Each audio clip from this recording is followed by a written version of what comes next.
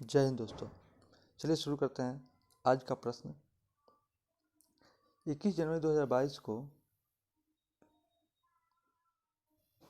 पूर्वोत्तर भारत के 3 राज्यों के स्थापना दिवस मनाया गया है।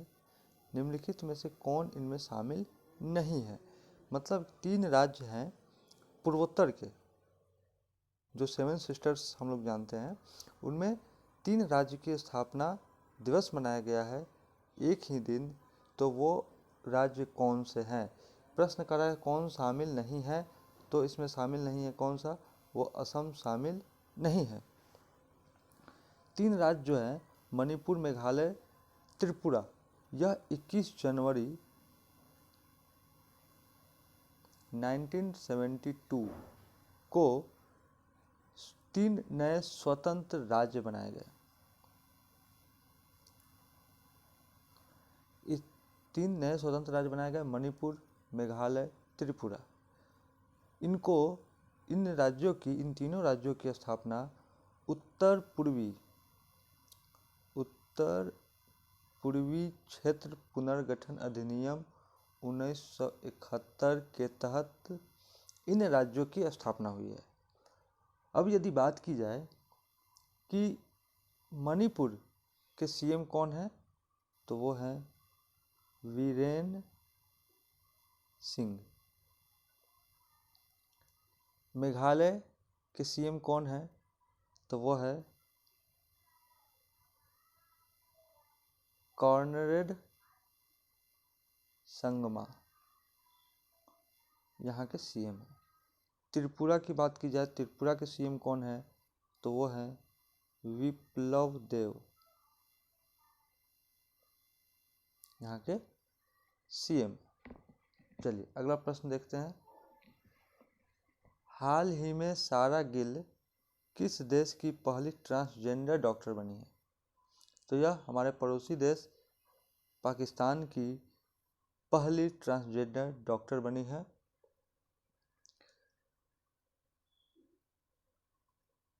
यह तो डॉक्टर हो गई, एक जज भी बनी है, पाकिस्तान की पहली महिला जज, जिनका नाम है आयशा मलिक, पाकिस्तान की महिला जज बनी है। बांग्लादेश की फर्स्ट ट्रांसजेंडर, यह भी ट्रांसजेंडर ही है, बांग्लादेश की पहली ट्रांसजेंडर न्यू एंकर, उनका नाम है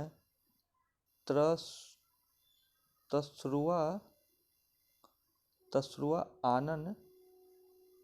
आनन शरीर, इनका नाम है। ट्रांसजेंडर यूनिवर्सिटी हमारे भारत में कहाँ है? कुशीनगर में क्या है? ट्रांसजेंडर यूनिवर्सिटी यूपी में है। पाकिस्तान की सारा गिल जो है पहली ट्रांसजेंडर डॉक्टर बनी है। आयशा मलिक फर्स्ट क्या है? जज है।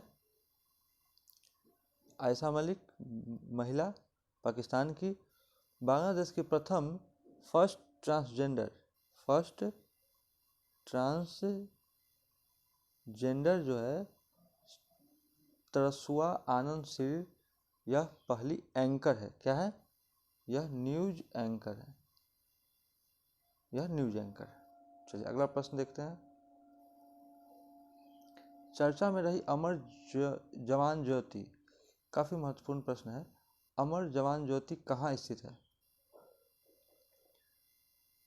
तो यह जो है ऑप्शन के हिसाब से देखते हैं। ऑप्शन क्या देखना है? अमर जवान ज्योति हम लोग जानते हैं नई दिल्ली में स्थित है। ठीक, 1971 में, देखिए 1971 में जो इंडिया वर्सेस पाकिस्तान के बीच जो युद्ध हुआ था, उसमें भारतीय सैनिक जो शहीद हुए थे, उनके सम्मान में अमर जवान ज्योति का निर्माण किया गया।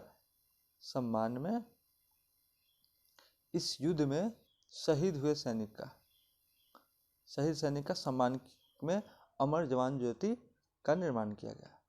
26 जनवरी को इसका उद्घाटन 26 जनवरी को 1972 में इंदिरा गांधी इसका क्या करती है, उद्घाटन करती है। 1972 में इंदिरा गांधी द्वारा इसका उद्घाटन होता है। अमर जवान ज्योति की जो लौ है वो हमेशा जलती रहती है। इसी का विलय अब राष्ट्रीय युद्ध स्मारक इंडिया गेट के पास जो है उसमें किया गया है। और इंडिया गेट के पास जो इंडिया गेट का जो निर्माण किया गया है प्रथम विश्व युद्ध में शहीद हुए सैनिकों की श्रद्धांजलि देने के लिए किया गया था। और अब इसकी जो लौ ज्योति है वो किसमें कन्वर्ट कर दी गई है, उसको विलय कर दी गई है राष्ट्रीय युद्ध स्मारक इंडिया गेट के पास जो है उसमें उसको विलय कर दिया गया। तो प्रश्न में पूछा अमर जवान ज्योति कहाँ स्थित है, तो वह है नई दिल्ली में। अगला प्रश्न देखते हैं। जनवरी 2022 में मॉर्निंग कंसल्ट पॉलिटिकल इंटेलिजेंस द्वारा कराए गए सर्वेक्षण के अनुसार टॉप अप्रूवल रेटिंग मैसेज पर कौन है, तो वह है हमारे पीएम नरेंद्र मोदी जी और लोपेज ओब्रेडोर। यह कौन है, तो यह है मैक्सिको के पीएम है, प्रधानमंत्री। जो बाइडेन कौन है, तो अमेरिका के प्रेसिडेंट, अमेरिका के नए प्रेसिडेंट जो बाइडेन। और बोरिस जॉनसन ये कौन है, तो ये हैं यूके के पीएम, प्रधानमंत्री। ठीक, यदि पूछे अमेरिका की जो बाइडेन जो हाल ही में बने हैं अमेरिका के नए राष्ट्रपति, ये कितने क्रम के हैं, 46वें नंबर के यह बने हैं। ठीक, चलिए अगला प्रश्न देखते हैं। 20 जनवरी 2022 को किसने आज़ादी के अमृत महोत्सव से स्वर्णिम भारत की ओर कार्यक्रम की शुरुआत की है, तो यह शुरुआत करने वाले हैं नरेंद्र मोदी। हमारे भारत में शुरुआत की गई है। इस कार्यक्रम की शुरुआत ब्रह्मा कुमारी संस्था से शुरुआत की गई है। आज़ादी के 75वीं वर्षगांठ के रूप में इसकी शुरुआत की गई है। और इस कार्यक्रम के तहत पोषण और कल्याण पर बल दिया जाएगा।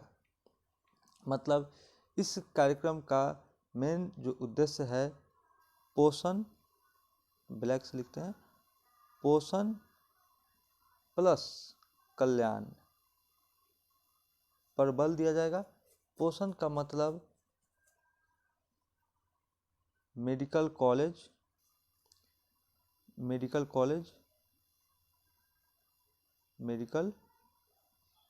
कॉलेज प्लस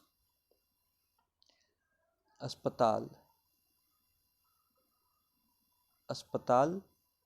पर विशेष ध्यान दिया जाएगा।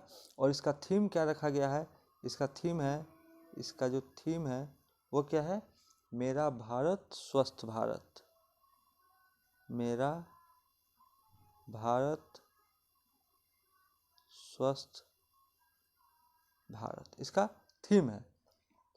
ठीक, और यह आज़ादी के 75वें वर्षगांठ के रूप में अमृत महोत्सव से स्वर्णिम भारत की ओर की शुरुआत नरेंद्र मोदी ने की है। अगला प्रश्न देखते हैं।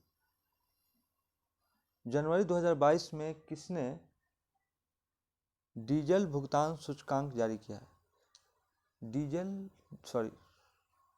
यह जो सेंटेंस है ये गलत लिखा हुआ है, यहाँ डीजल नहीं होगा बल्कि यहाँ पे होगा एक मिनट, यहाँ पे सही से लिख नहीं पा रहा है। इसका शुरुआत किया गया है डिजिटल। जनवरी 2022 में किसने डिजिटल भुगतान सूचकांक जारी किया है, तो यह जारी किसने किया है, यह जारी किया है आरबीआई ने। किसने जारी किया, आरबीआई ने। और पहली बार मार्च 2021 में जारी किया है, पुनः 2022 में जारी किया गया है। इसका आधार वर्ष 2018 है, 1 बार इसको कब जारी किया गया? 2021 में। पुनः इसको 2022 में जारी किया गया है। और इसमें क्या कहा गया है कि मार्च 2021 से कब तक? सितंबर 2021 तक क्या हुआ है? 40% की बढ़ोतरी आई है। डिजिटल भुगतान सूचकांक के आधार इसके अनुसार यही रिपोर्ट आया है, जिसको किसने जारी किया है? आरबीआई ने जारी किया है। वही पूछ दे वित्तीय स्थिरता रिपोर्ट कौन जारी करता है? तो वह भी कौन करता है? आरबीआई करता है। अगर आरबीआई के गवर्नर की बात की जाए, गवर्नर कौन है? तो वह है आरबीआई के गवर्नर शक्तिकांत दास, आरबीआई के गवर्नर है। चलिए अगला प्रश्न देखते हैं। चर्चा में रहा TOI 2180.B क्या है? यह एक गैसीय ग्रह है। यह क्या है? एक गैसीय ग्रह है, विशाल गैसीय ग्रह है जो बृहस्पति के समान है। यह बृहस्पति के समान एक गैसीय ग्रह है और इसकी दूरी कितना है? 379 प्रकाश वर्ष। दूरी का मात्रक है प्रकाश वर्ष इसकी दूरी है।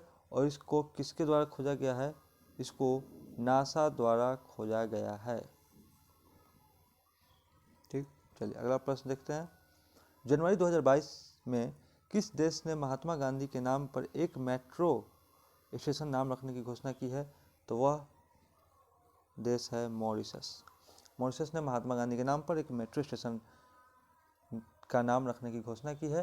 भारत के साथ मिलकर मॉरिशस और भारत एक साथ मिलकर सामूहिक आवास इकाई परियोजना की शुरू की है।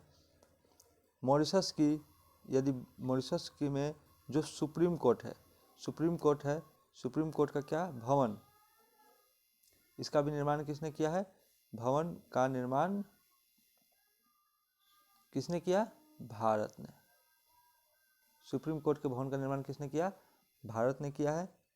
और विश्व हिंदी सचिवालय मॉरिशस में क्या है? विश्व हिंदी सचिवालय कहाँ है? मॉरिशस में ही स्थित है।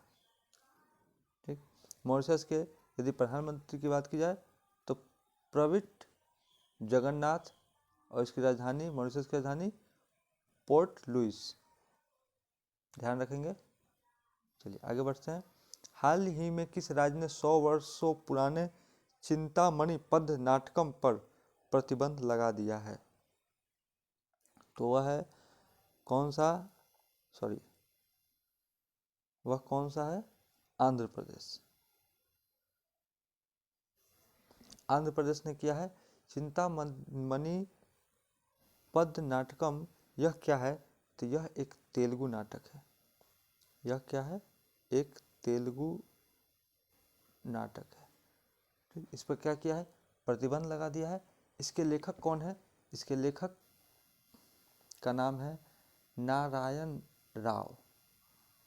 लेखक कौन है? नारायण राव जी इनके लेखक है। यह 100 वर्षों पुरानी, प्रश्न में देखिए यहाँ लिखा है 100